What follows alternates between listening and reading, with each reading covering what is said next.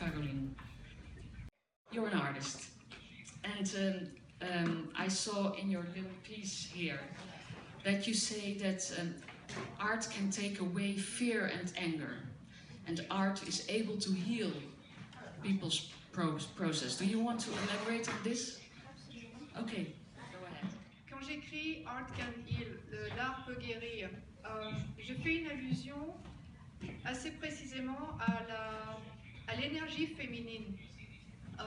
J'aime penser en termes d'archétype, de redescendre vraiment, et je dirais redescendre, mais ça pourrait être remonter à la source de qui on est en tant qu'être humain et en tant que femme, la source de la force de vie, qui est évidemment de donner la vie, mais aussi des choses aussi basiques que la cuisine, que la maison, sans quoi il n'y a pas d'humanité.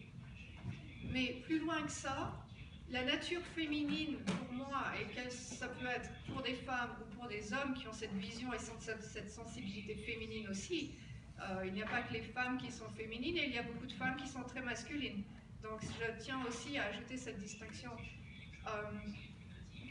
La vision que j'ai de la féminité, c'est la vision de quelque chose de très puissant, qui est de savoir que la nourriture, c'est une sorte de médicament. La santé va en dépendre, les humeurs vont en dépendre. Donc, pour expliquer cette phrase que Niki a choisie, tu m'as demandé d'élaborer,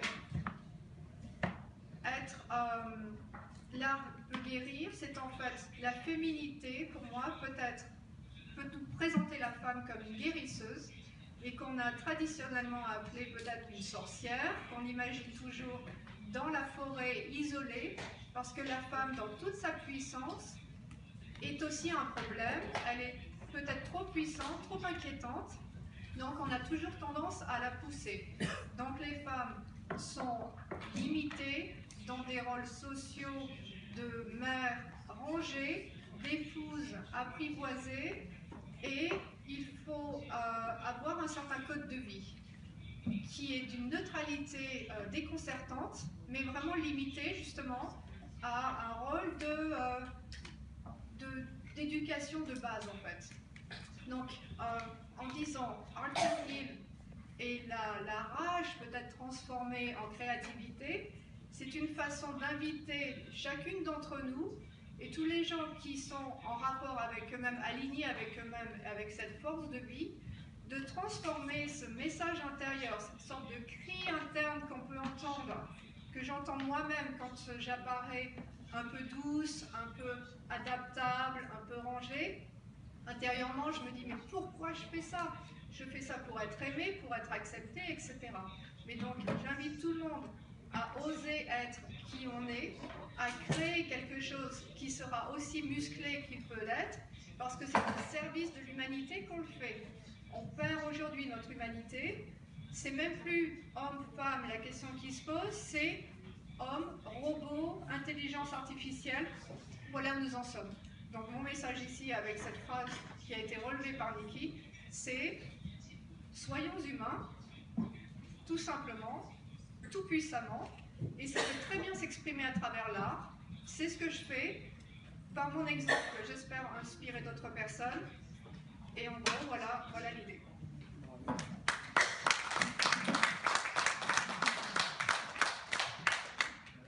Are you an activist?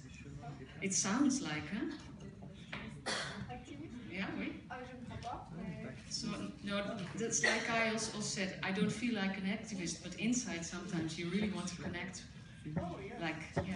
I believe we are all activists in our belief system. The difference is, are we going to show something? Or are we going to be sleeping activists, sleeping beauties?